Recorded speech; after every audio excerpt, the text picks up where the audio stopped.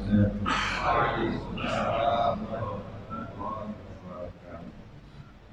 Alhamdulillah nahmaduhu wa nasta'inuhu wa nastaghfiruh wa na'udzu billahi min shururi anfusina wa min sayyiati a'malina. Man yahdihillahu fala mudilla lahu wa man yudlil fala hadiya lahu. Asyhadu an la ilaha illallah wahdahu la syarika lahu wa asyhadu anna sayyidana wa nabiyyana Muhammadan 'abduhu wa rasuluhu la nabiyya ba'dahu. Subhanaka la ilma lana illa ma 'allamtana innaka antal alimul hakim wa tub 'alaina innaka antat tawwabur rahim. Rabbi shrah li sadri wa yassir li amri wahlul 'uqdatam min lisani yafqahu qawli.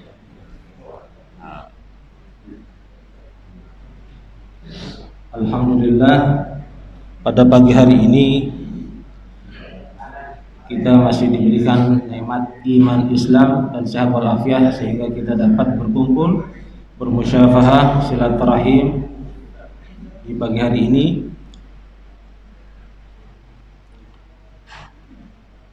Atas izin dan insyaallah ridha Allah Subhanahu wa taala. Masih kita berada di bulan Syawal, izinkan saya untuk mengucapkan tahniah. Taqabbalallahu minna wa minkum taqabbal ya karim. Asallahu an yaj'ala minal aizin wal faizin. Kullu amin wa antum nahnu wa antum bi khair. Amin amin rabbal alamin. Yang sempat mungkin tidak sholat Id di sini jadi enggak ketemu. Kalau yang sholat Id di sini kita sudah salam-salaman insyaallah. Bapak Ibu hadirin hadirat jamaah salat subuh yang dimuliakan Allah Subhanahu wa taala.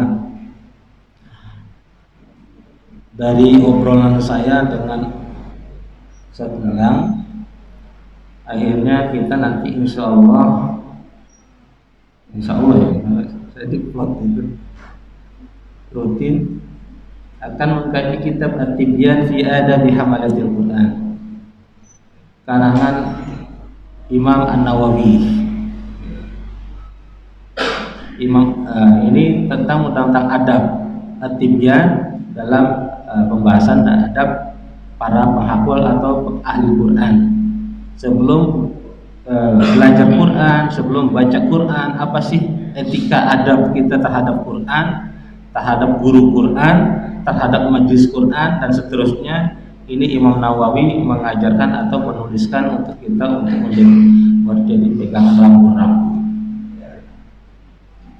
Imam An-Nawawi sampai wafatnya beliau tidak nikah. Beliau wafat dalam umur 45 tahun. Bedakan antara Imam Nawawi dengan Syekh Nawawi. Ada Imam Nawawi yang lahirnya di Damaskus, hidup tahun 676 Hijriah, abad 6 Hijriah, sama Syekh Nawawi Al-Bantani, orang Banten yang mengajar, belajar dan wafat di Makkah. Kalau nanti yang umroh bisa tuh minta sama guide-nya itu, tanya yang mau tawif atau guide di sana ya, tanya makamnya Syekh Nawawi Al-Bantani di mana? Biasanya mau dianterin.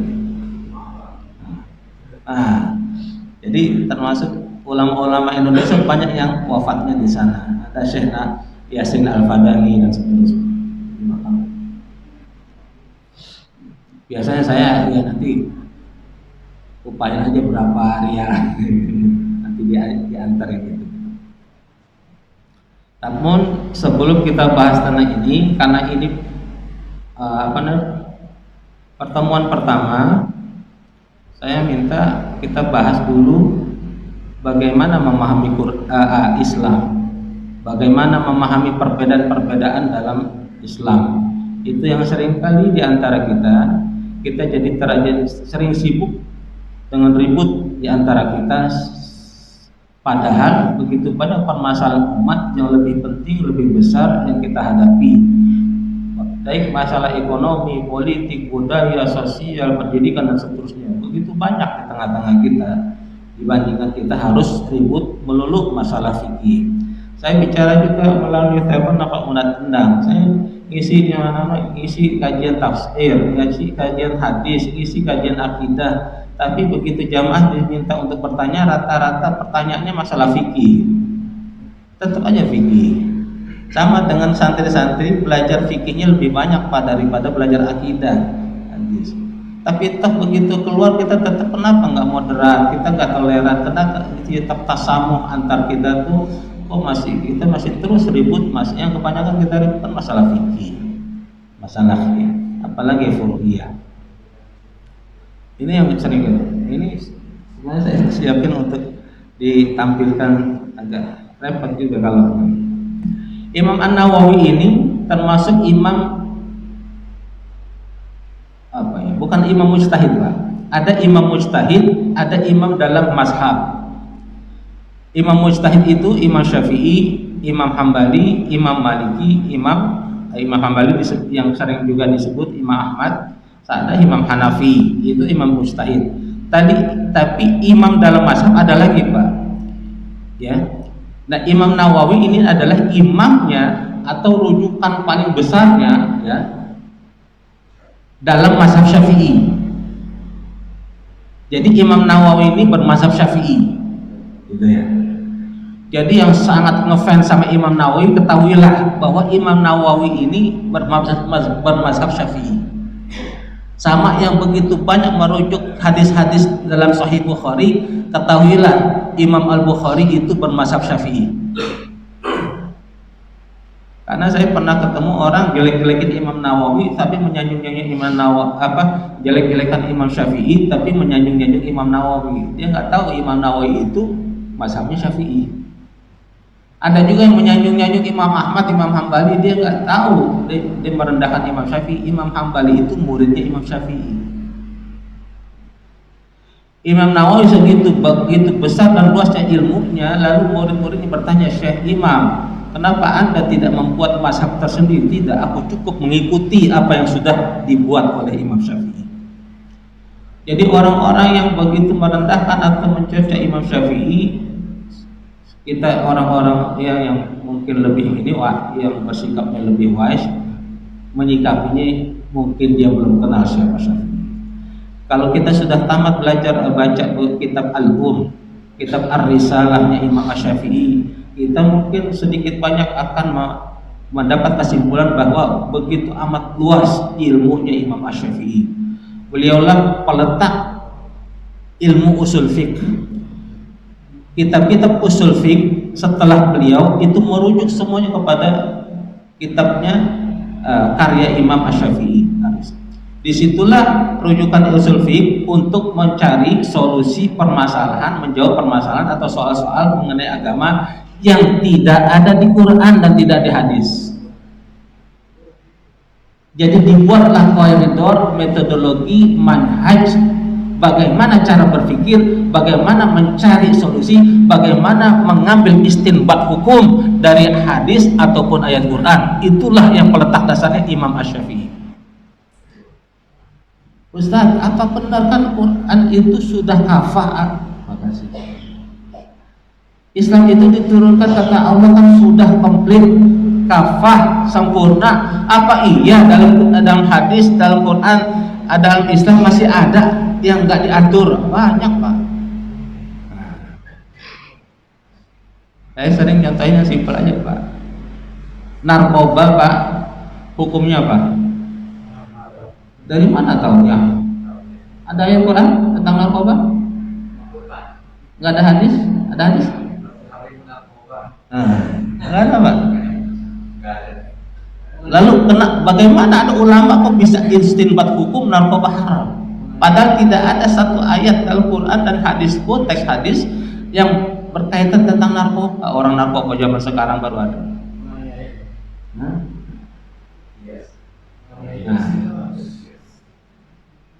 Ngambilnya dari mana? Istinbat hukumnya ada hadis mengatakan apapun yang merusak yang memabukkan sedikit atau banyaknya diharam. Nah, narkoba dianggap juga ikut merusak otak atau memabukkan dalam artian yang lain, maka ulama juga mengharam. Ada saya contohin gini, Pak. Kalau saya imam, saya lupa, ya harusnya ruku, nggak ruku lewat itu. Makmum ingat ini gimana? Kalau saya sujud, tadi subuh, tapi rakaat kedua Allah keluar angin. Saya jadi imam gimana? Batal? Keluar ya? Ada yang ganti? Caranya gimana? Yang paling belakang ya. Maka saya sering titip, jangan main-main yang di belakang imam. Harus siap dia calon imam. Kalau nggak siap jadi calon imam, jangan di belakang imam. Makanya DKI penting Pak, harus nempatin orang yang di belakang imam calon imam. Gitu. Dia nggak paham nanti gimana loh. Itu pertama. Kedua, itu kalau saya diri, kalau saya lagi sujud batal Pak keluar angin. Ini yang belakang ganti ini gimana?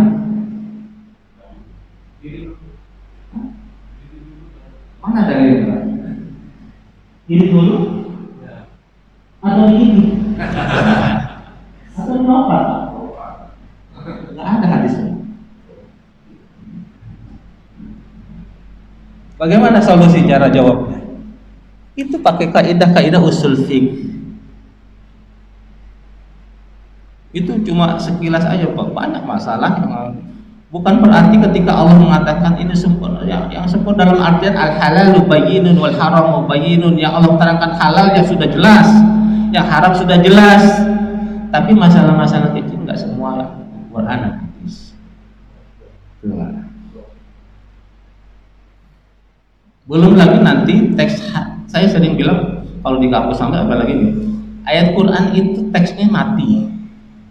Yang berkembang adalah pemikiran atau pemahaman interpretasi terhadap ayat itu. Paham? Matan atau teks hadis itu mati. Ya dari zaman Nabi, dari ditulisnya Imam Bukhari sama Imam Muslim ya begitu kitab. Tapi pemahaman terhadap teks itulah yang berkembang, Pak. Yang bisa berubah, yang bisa berbeda antar satu ulama dengan ulama lain. Misalnya ada gambar-gambar tapi nggak bisa ditampilkan. Oh, maaf, karena gambarnya beda, saya kira sama. Ya. Saya langsung kalimat contoh begini Pak.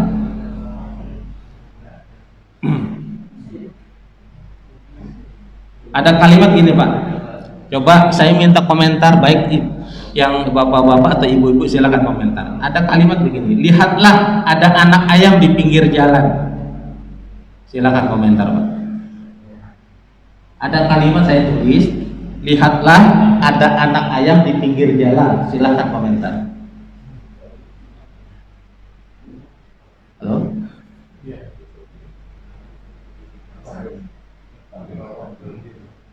Ada? Ya, ambil singkirin. Satu. Ibu ada? Ada kalimat, lihatlah ada anak ayam di pinggir jalan. Komentar Pak. Ada?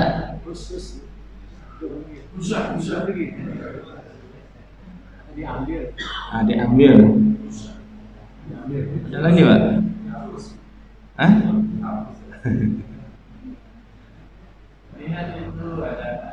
Ya, lihatlah ada anak ayam di pinggir jalan. Kalimatnya begitu. Silakan yang mau komentar. Ada? Kalau bos kan bukan komentar apa namanya? Ada lagi misalnya, hari ini awal masuk kerja setelah libur lebaran. Silakan yang komentar. Malas. Ada lagi selain malas?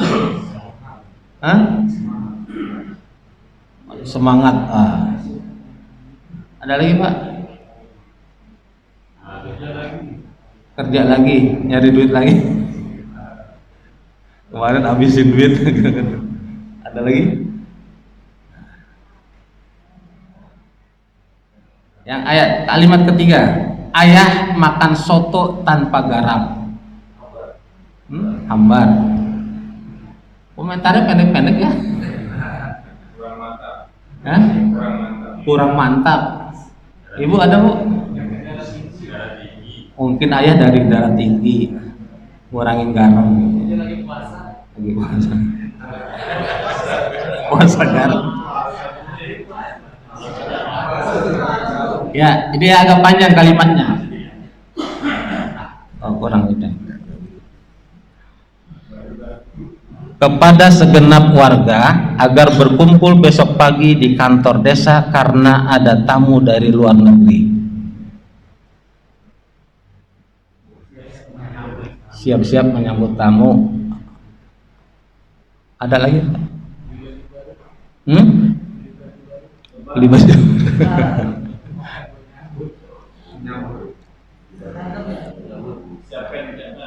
Siapkan hidangan. Ibu-ibu biasanya nyambut tamu ibu-ibu yang mana? Ada lagi? Ya. Itu kalimat Indonesia. Paling tidak ada lebih dari satu komentar. Sekarang ketika Allah mengatakan dalam surah Al-Baqarah ayat 173, Allah berfirman, Innama harrama alaikumul maitata waddama walahmal khinzir wa ma uhilla bihi bighairillah. Sesungguhnya Allah hanya mengharamkan bagimu bangkai, darah, walahmal khinzir. Saya merahin di sini lahmal, daging babi dan binatang yang ketika disembelih disebut nama selain Allah. Kata-kata lahmal khinzir ketika Allah menyebut daging babi, ada ulama yang mengatakan semua daging, semua babi, seluruh babi itu yang ada di babi haram. Tapi ada juga ulama yang mengatakan tidak semuanya, tulangnya boleh. Karena Allah sebut lahma, daging. Allah nggak sebut wadamal wal khinzir, langsung babi. Tapi Allah mengikutsertakan kata laham itu daging. Kalau Allah ingin mengharamkan seluruh khinzir, kenapa Allah harus ada kata-kata lahmal khinzir? Maka ada ulama yang mengatakan, Pak, ya kita mungkin yang baru dengar kaget. Ada yang mengatakan kulitnya, tulangnya boleh. Ayatnya sama, Pak. Tapi ada yang mengatakan, termasuk Imam Syafi'i mengatakan tidak. Lahma itu adalah untuk menyebut satu tubuh seluruhnya itu untuk Kenapa ada penegasan begitu? Kenapa juga tulang dan kulit semua? Karena semuanya itu tumbuh dari daging. Maka semuanya tumbuh dari daging, mau giginya, kulitnya, tulangnya haram. Satu ayat, Pak. Jadi imam-imam ini orang-orang cerdas, Pak. Jangan sok kita baru ngaji sebentar, baru satu guru kita rendahin imam. Mereka bahas-bahas begini lama, panjang, dan beda wakbi saja udah panjang pembahasan. Contoh lagi, Pak. Surah Al-Maidah ayat 6 tentang menyapu kepala dalam wudu. Allah berfirman, ya ayyuhalladzina amanu, wahai orang-orang beriman, idza qumtum ilas shalah, kalau kalian hendak salat, faghsilu wujuhakum, basuhlah mukamu, wa aydiyakum ilal marafiq, tanganmu sampai sikut, wamsahu biru'usikum, dan sapulah kepalamu. Ru'us itu jamak dari ra'sun itu kepala. Wa arjulakum ilal ka'bayn. Yang saya merah ini biru'usikum.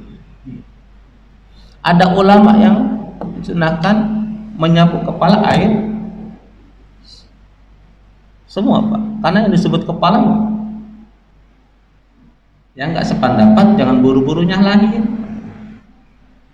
Tapi ada juga yang mengatakan, termasuk Imam Syafi'i, kata ru'us itu didahului dengan huruf bi, maka enggak harus semuanya, Pak. di kepalanya saja atau yang punya rambut kena 3 helai rambut saja sudah sah, gara-gara ada huruf biru'usikum. Karena Allah tidak mengatakan wamsahu ru'usakum, tapi wamsahu biru'usikum. Ada kata bi saja beda, Pak. Nah, jadi kalau yang wudhu kita ada yang beda, ya yang buru-burunya, jangan-jangan kita yang belum paham. Lagi, Pak, surah An-Nisa ayat 43 tentang batalnya menyentuh wanita, batalnya wudhu. Wa in kuntum marda aw ala safarin aw jaa ahadum minkum minal ghaifi aw lamastumun nisa. Dan jika kamu sakit atau sedang dalam musafir atau datang dari tempat buang air atau kamu telah menyentuh perempuan, kamu tidak mendapat air, maka bertayamum. Artinya kalau wudhu bersentuh perempuan, wudhu lagi. Tapi kata ulama berbeda dengan berbeda pendapat, berbeda tafsir dari kata aula mastumun nisa, menyentuh. Imam Hanafi mengatakan dalam Quran itu banyak kata-kata majazi yang tidak sebenarnya, apalagi yang kaitannya dengan istilah-istilah jima. Quran itu firman Allah, bahasanya kitab suci yang paling santun. Saya makanya mengkantar ada orang tokoh yang mengatakan Quran adalah kitab suci paling porno, dulu kan pernah ada yang bilang. Maka saya menolak itu. Kitab suci yang paling santun, paling sopan adalah Quran. Quran ketika bicara masalah jima, berhubungan suami istri saja banyak pakai bahasa-bahasa kiasan atau majazi. Maka Imam Hanafi mengatakan aula mastumun nisa dalam surah An-Nisa ayat 43 ini maknanya bukan menyentuh, benar-benar menyentuh, tapi bimakna jima, bersetubuh. Maka kalau cuma menyentuh saja nggak batal. Gitu, Pak.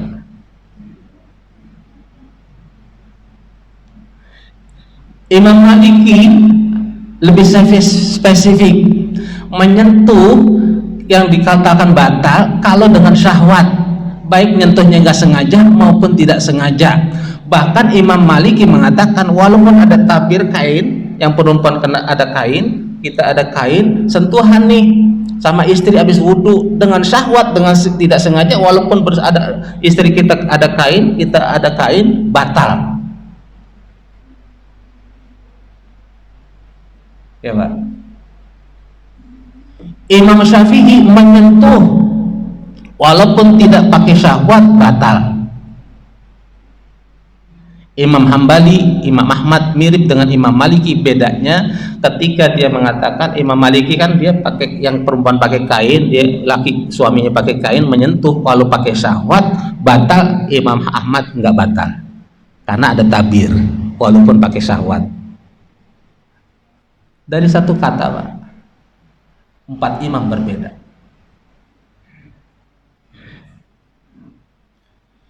Dan dalam usul fiqh mengatakan al-ijtihadu la yanqudu bil ijtihad, atau ada yang baca al-ijtihad la yunqadu bil ijtihad. Satu ijtihad tidak bisa mengalahkan ijtihad yang lain, atau satu ijtihad tidak bisa dikalahkan ijtihad yang lain. Ijtihad yang satu imam tidak bisa dikalahkan dengan ijtihad yang lain.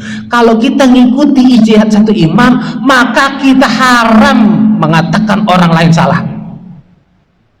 Paham Pak? Nggak boleh. Karena apa yang kita ikuti pun itu hasil ijtihad. Al-ijtihad la yunqadu bil ijtihad. Paham Pak? Nah, itu ayat Quran. Insya Allah saya belum percepat, ini ada hadis tentang qiyamul lail, tarawih Rasulullah.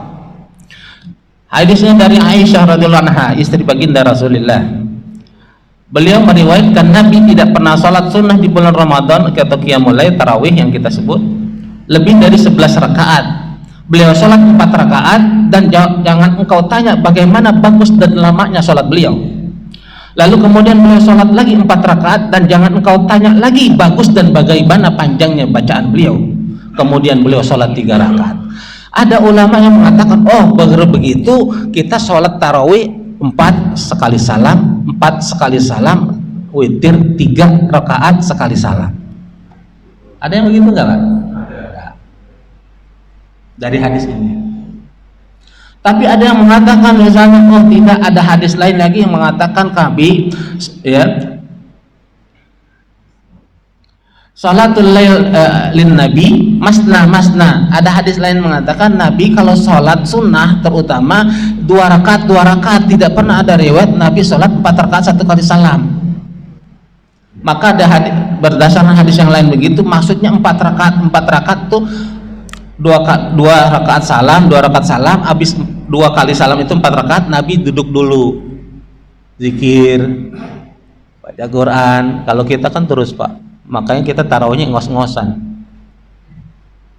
Nah, Nabi itu santai, dia habis 4 rakaat ngaji dulu, baca Quran, zikir.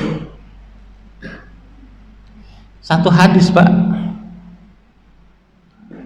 Ada lagi hadis tentang, ini contoh aja Pak ya, dari banyak, tentang larangan isbal.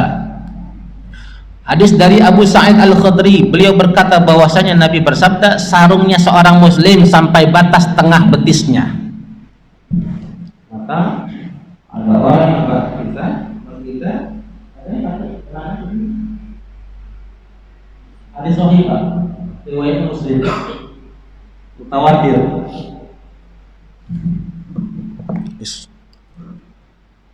Dan tidak masalah bila dalam batas antara tengah dan betisnya. Kalau nggak di tengah betis, antara betis dan sebelum mata kaki, boleh turun. Maka ada juga yang begitu Pak. Lalu Nabi mengatakan, maka apa saja yang ada di bawah mata kaki tempatnya di neraka. Siapa aja orang yang pakai pakaian sampai menjulur sampai lewat batas mata kaki, tempatnya di neraka. Kalau baca satu hadis ini Pak, wah neraka kita semuanya. Tapi ada hadis Pak, riwayat Abu Bakar setelah mendengar begitu, Nabi dia ngadu sama, ya Rasulullah, sesungguhnya aku orang yang kalau pakai gamis, pakai sarung selalu di bawah mata kaki. Apa kata Nabi? Kau tidak termasuk yang sombong.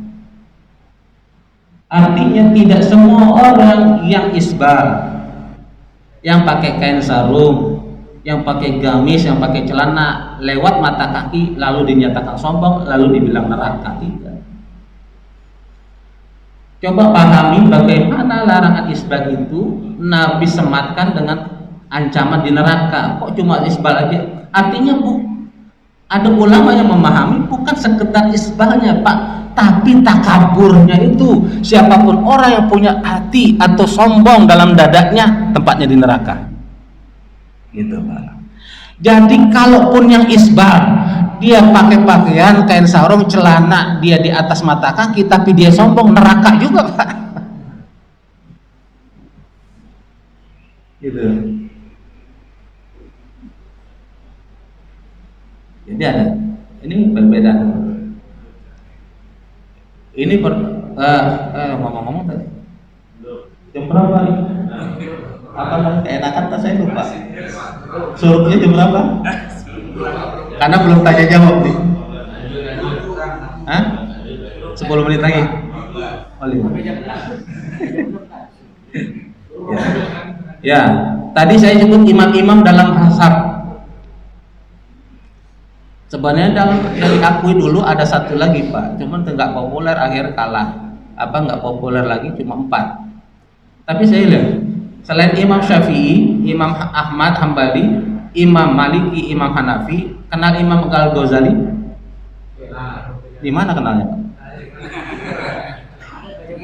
Hah? Pernah dengar ya? Ibnu Qayyim Al-Jauzi, Ibnu Taimiyah. Ya. Tapi saya ingin tanya, kenal Imam Sulaiman Al-Jamzuri, Imam Kumbul, Imam As-Susi, Imam Syu'bah? Tidak.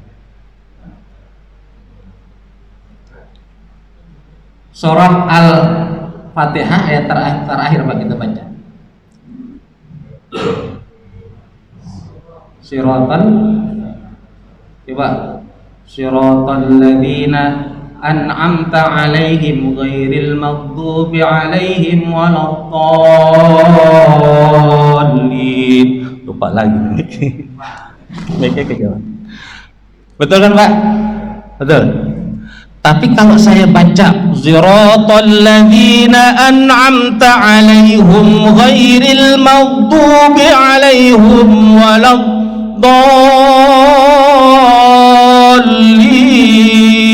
boleh enggak?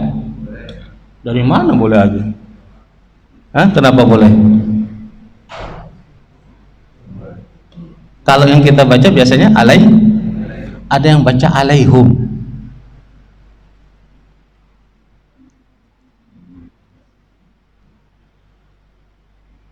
Pernah ngaji tajwid Pak? Tahu imalah? Imalah tahu ya? Yang bacanya gimana tuh? Hah? Miring. Contohnya? Ada ingat? Majre, bismillahi majreha. Quran yang kita baca itu imalah cuma satu. Tapi di riwayat lain imam yang lain ada yang membaca imalah dalam Quran banyak, bukan hanya majreha. Baca saya. Bismillahirrahmanirrahim. Wadduhi wal-laili idza saja ma wadda'aka rabbuka wa ma qala walal-akhiratu khairul laka minal ula walasawfa yu'tika rabbuka fatarda alam yajidaka yatiman fa'awa. Saya baca ya, tadi yang saya sebutkan imam-imam itu imam kiroat. Kita nggak pernah kenal karena kita nggak pernah belajar kiroat. Dan emang ini ilmu spesial. Saya bawa ini Qurannya semua. Kiroat yang mu'tabarah ada 7 imam. Qurannya saya bawa 7-7-nya Pak. Yang kita baca sehari-hari di Indonesia baru satu riwayat Imam Hafs an Asim. Imam Hafs itu muridnya Imam Asim satu. Tapi ada 13 riwayat lagi yang mungkin kita nggak pernah tahu. Ini 7 Quran, beda-beda imam, dan masing-masing imam punya 2 imam periwayat. Jadi semuanya 14 riwayat. Yang tadi saya bilang baca imalah banyak itu riwayat Imam Hamzah riwayat Imam Khalaf dari Imam Hamzah. Dia kalau dia khasnya itu imalahnya banyak, bukan hanya majreha gitu. Yang termasuk yang siratal ladzina an'amta 'alaihim itu juga Imam Hamzah bacanya gitu. Tapi kalau nggak ngerti jangan nanti coba-coba jadi imam baca begitu, nggak paham.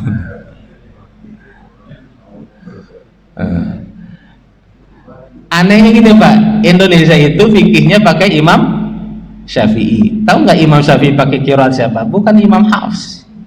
Kita kan pakai Imam Hafs, tapi fikih kita Imam Syafi'i.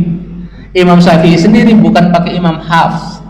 Beliau kalau baca Quran pakainya riwayat Ibnu Katsir. Bukan Ibnu Katsir yang nulis tafsirnya, beda lagi ini, Imam qiraat. Jadi bacanya begini, contohnya Pak, bedanya.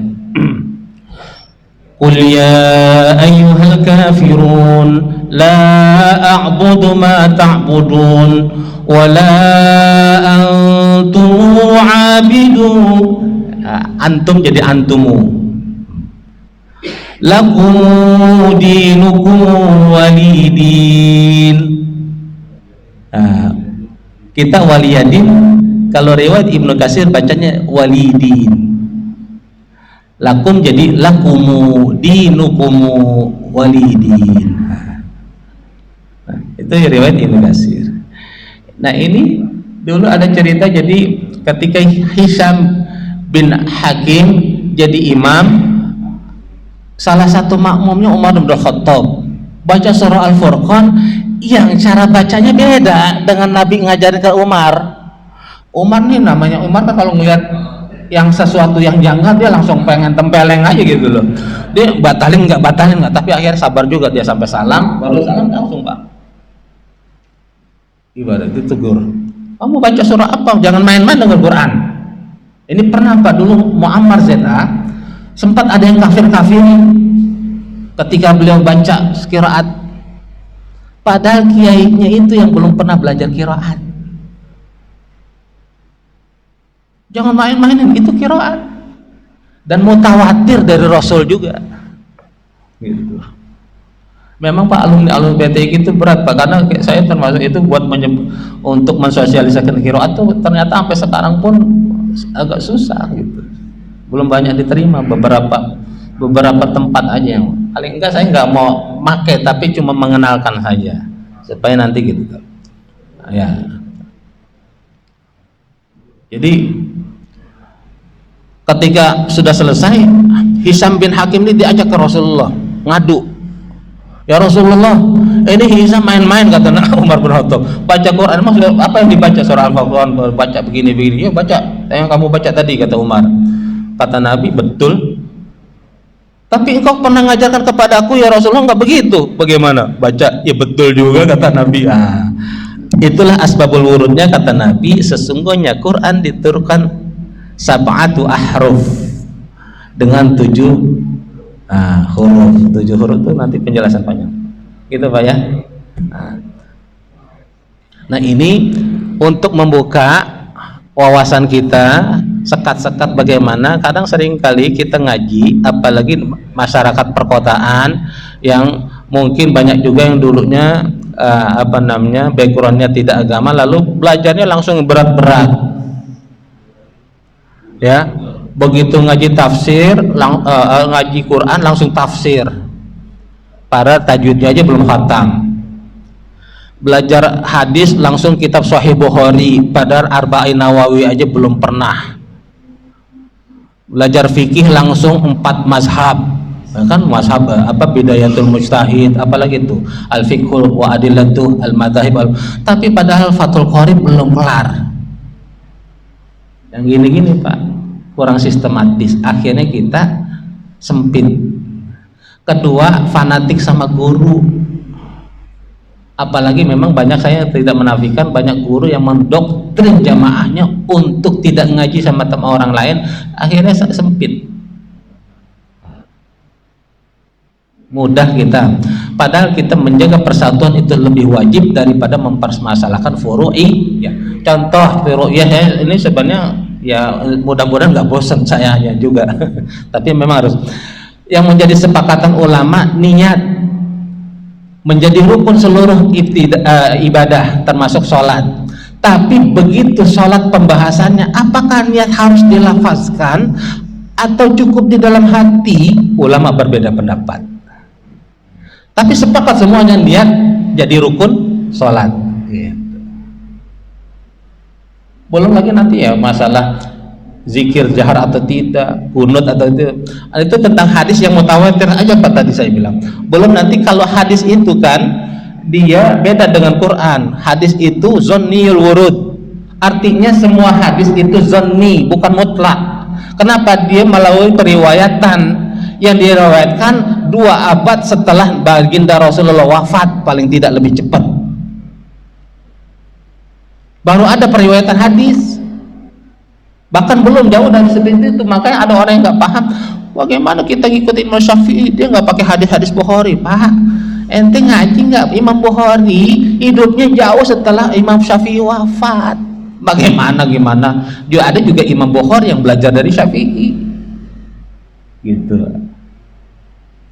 Kenapa ulama-ulama dulu banyak yang nggak nulis hadis? Quran aja dulu sahabat takut Pak untuk nulis, membukukan. Kenapa? Nggak ada perintah dari Nabi, apalagi hadis. Ada ancaman, kata Nabi, man kadzdzaba alayya muta'ammidan falyatabawa maq'adahu 'alan niran. Siapa orang yang berbohong atas namaku, kata Nabi, maka tempatnya pasti aku pastikan di neraka.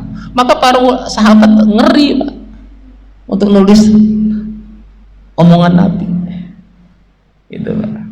Itu kan Abu Hurairah juga menulis ada yang mengatakan 2 karung, banyak 2 karung besar ya.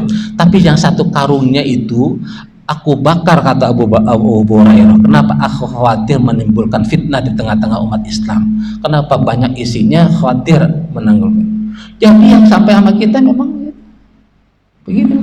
Kita tinggal belajar Pak, enak. Imam Bukhari, Imam Muslim sudah nyusun.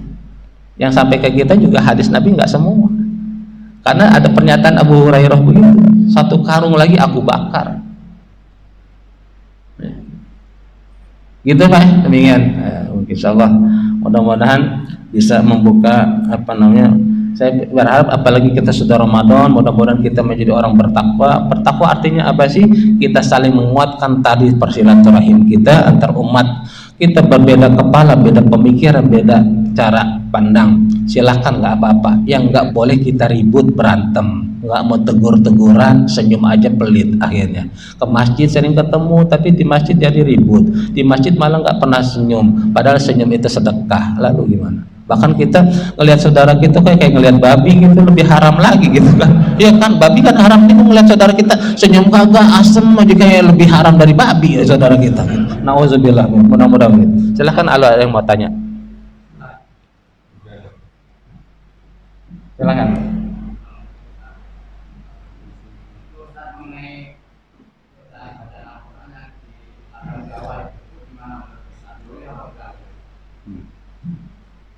Itu aja Pak. Ada lagi Pak? Sekalian aja. Enggak, 3, 2. Ibu-ibu, kalau nggak tanya Pak, berarti udah paham. Iya, kalau saya nggak nanggung kalau ada. Ya, jangankan lagam Jawa, musabaqah tilawatil Quran juga para ulama berbeda pendapat. Ada yang mengharamkannya. Ada yang kenal Kiai Arwani Kudus? Di Kudus, yang orang Kudus ada di sini. Pondok pesantren Quran terkenal di sana. Rujukan qiraat pertama di Indonesia beliau. Dan beliau termasuk ulama Indonesia yang keras mengharamkan MTQ. Saya pernah punya teman dulu gitu, dipaksa sama dosen itu suruh ikut MTQ, nggak mau. Kenapa? Karena dari gurunya Arwani Kudus mengharamkan itu. Dia punya sanad yang mengharamkan, maka dia ikut sami'na wa ata'na nama gurunya.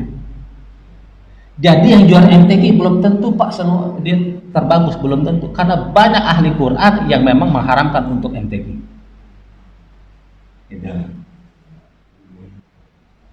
Kedua, tentang lagam juga berbeda-beda. Ada yang membolehkan, ada yang tidak.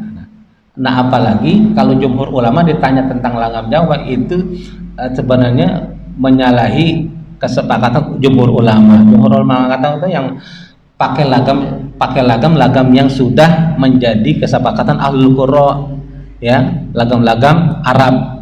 Ada Bayati, ada Nahawan, ada Hijaz, ada macam-macam, Soba dan macam. Nah, itu Pak. Saya kalau ada yang minta ngaji, kalau di Quran ada yang minta ngajarin tilawah, ya kalau enggak tajwidnya belum kelar enggak mau saya. Sama orang kalau kadang ada masjid minta Ustadz ngisi Ihya Ulumuddin, saya nggak mau. Sholatnya udah pada bener belum? Langsung mau minta belajar Ihya Ulumuddin, Al-Hikam, kelihatannya elit gitu kan. Tasawuf Al-Hikam itu tasawuf kitab yang tinggi, yang berat. Nah, gitu Pak. Padahal kalau kita mengaji Riyadhus Shalihin aja tuh Pak, tentang sabar, ikhlas, itu udah mantep banget kalau dijalanin itu. Ya kan, sini udah dari Riyadhus Shalihin ya. Dari niat, sabar, tentang jujur, tentang ikhlas, itu tazkiyatun nafs juga. Jangan kita khatam aja tapi nauzubillah kita. Gitu Pak ya. Jadi apalagi kalau yang lagam-lagamnya justru malah merendahkan Quran, pakai lagam dangdut, yang itu kan. Jadi maka para ulama ada yang sampai bisa mengharamkan karena bisa merendahkan Quran gitu. Jadi lagam-lagam yang sudah disepakati aja kok, yang ada yang sudah disepakati ahlul Quran itu banyak yang bagus-bagus, ngapain sih kita yang nyeleneh gitu aja. Nah, ada lagi Pak?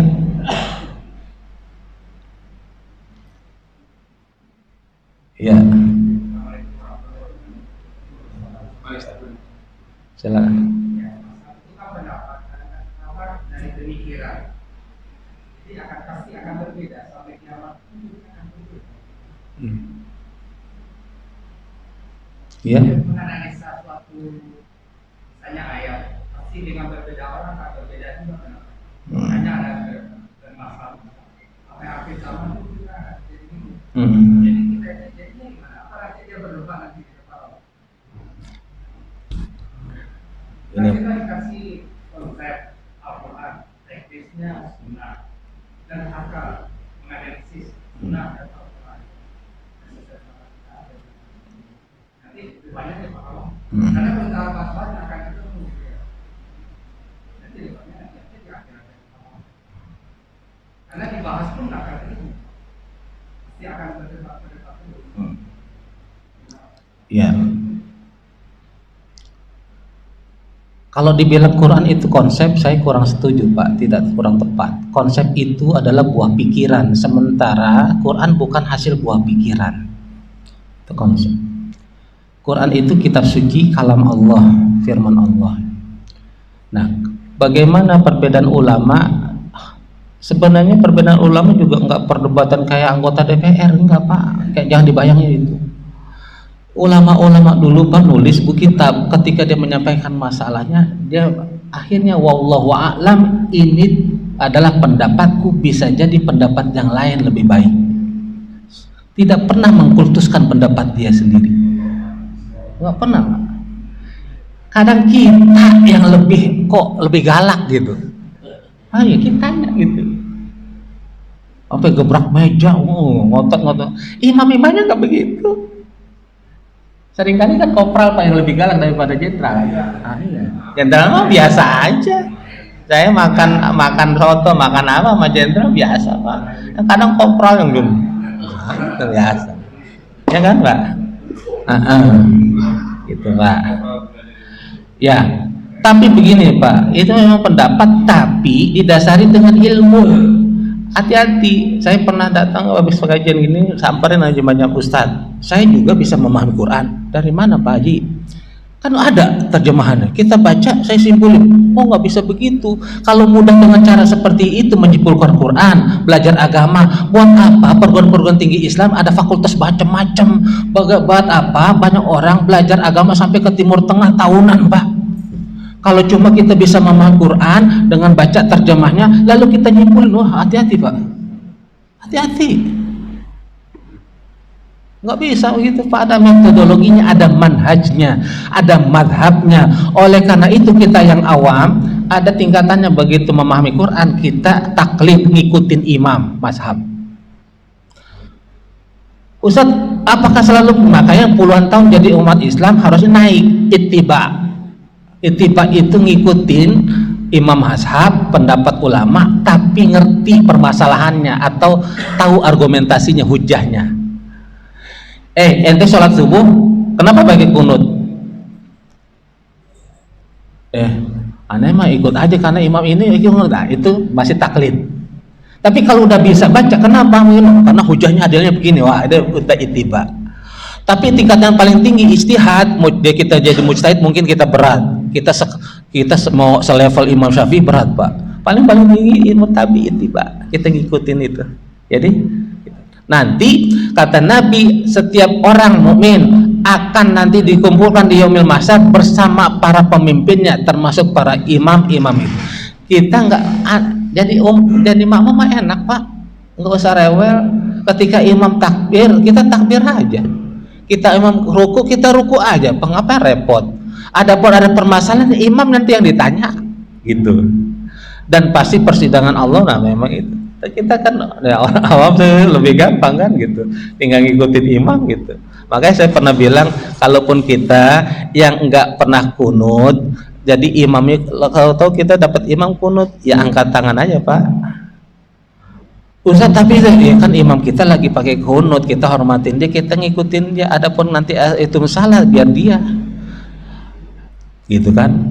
Sebalik kita yang biasa kunut, tahu-tahu sholat ke Jakarta atau ke luar negeri, ke Timur Tengah, ke Masjidil Haram, nggak pakai kunut, jangan kunut sendiri.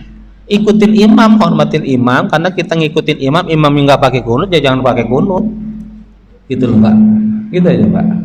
Sama ketika Buya Hamka diundang Imam Abdullah Kiai Haji Abdullah Syafi'i di Pondok Pesantren Asy-Syafi'iyah. Beliau imam makmum, imam jadi imam salat subuh, beliau pakai kunut. Walaupun sebelum-sebelum beliau nggak pernah pakai kunut, karena yang ngundang Abdullah Syafi'i di Pondok Pesantren Asy-Syafi'iyah dan di situ pakai kunut, Buya Hamka pakai kunut Pak. Ngormatin apa? Tempat di mana? Itu saya ikutin Pak. Makanya kalau saya diundang di masjid tempat yang baru pertama saya tanya pengurusnya, di sini biasanya pakai kunut apa enggak kalau subuh, di sini zikirnya biasa jahar atau tidak. Kalau jahar ya kayak jahar. Kenapa Pak? Ada orang-orang yang benar-benar awam Pak, dia doa aja Pak nggak bisa sendiri, dia harus dituntut. Itu yang harus kita ngerti. Ustaz, tapi hadir saya paham yang dalil yang tidak jahar juga saya paham, tapi juga paham yang butuh dengan jahar. Banyak orang-orang awam yang di pengetahuannya agama di bawah kita, yang dia doa aja nggak paham Pak, ini doa harus gimana gitu, bahkan dia minta tuntun. Nah itulah, nah hal-hal seperti itu. Maka ad-dinu yusrun, kata Nabi, agama itu mudah, jangan dipersulit. Seringkali kita yang bikin sulit, ini kok kayak jelimet banget agama gitu. Sama ketika ada dulu mahasiswa saya mau masuk Islam, tapi dia nanya sama gurunya, belum masuk Islam, dia disuruh bayar zakat, disuruh salat, harus bangun, banyak banget aturan, jadi mikir-mikir Pak. Ini salah bergurunya, orang baru masuk Islam udah disodorin kewajiban dulu. Ya orang mabok aja mau tobat Pak, kalau dia baru sholat zuhur doang, saya bilang udah sholat zuhur aja, yang enak yang mana dulu dah. Tapi 4 yang lain belum Ustaz, nggak apa-apa, yang penting nanti sholat dulu aja zuhur, yang enak dulu. Entar Pak dia sadar sendiri nambah. Kayaknya maghrib saya udah enak nih, udah nambah lagi Pak. Jangan langsung orang baru mau tobat, iya kan, langsung teban, apalagi di nyinyirin ke masjid baru mau tobat, tumben lu ke masjid. Ente jadi setan apa jadi malaikat? Orang mau tobat udah diomongin begitu, besok dia nggak kembali lagi ke masjid, ente yang salah, dosa ente. Iya bener. Nah gitu kan, ada ini kali kita sering gampang komentarin orang udah mau hijrah pakai jilbab tuh, lihat tuh, tumben dia pakai jilbab sekarang. Nah, kan orang alhamdulillah gitu kan, temenin gitu rangga. Gimana kan Pak? Udah Pak ya, karena waktunya nanti kalau kita mudah-mudahan belum nggak apa sih namanya, nggak puas, nanti kita lanjutin. Mudah-mudahan kita ya agak serius tapi santai-santai serius gitu Pak. Mudah-mudahan ukhuwah kita makin terjalan, kita bisa berbeda pendapat, bisa berbeda lauk ketika kita masuk rumah makan Padang, ada yang nunjuk rendang, ada yang nunjuk gulai, ada yang nunjuk ayam bakar, ada yang nunjuk mungkin terong, ada yang nunjuk mungkin telur balado, macam-macam. Kepala kita sama, bisa jadi adik kakak tapi lauknya beda. Mudah-mudahan tapi kita ukhuwah Islamnya kita satu, akidah kita tetap sama, la ilaha illallah. Itu yang insya Allah jadi modal kita dikumpulkan oleh Allah dalam surganya kelak, amin ya rabbal alamin. Lebih kurangnya mohon maaf, kita baca kafaratul majlis. Subhanakallahumma wa bihamdika asyhadu an la ilaha illa anta astaghfiruka wa atubu ilaik. Wassalamualaikum warahmatullahi wabarakatuh. Demikian insyaallah Ustaz memberikan saran-saran di masjid ini. Jamaah, mungkin kita nanti akan irsyad atau menyisipkan Ustaz di antara jadwal kita, yang dari jadwal kita untuk bisa berdiri di masjid Jepara. Mungkin begitu, kira-kira setuju ya kalau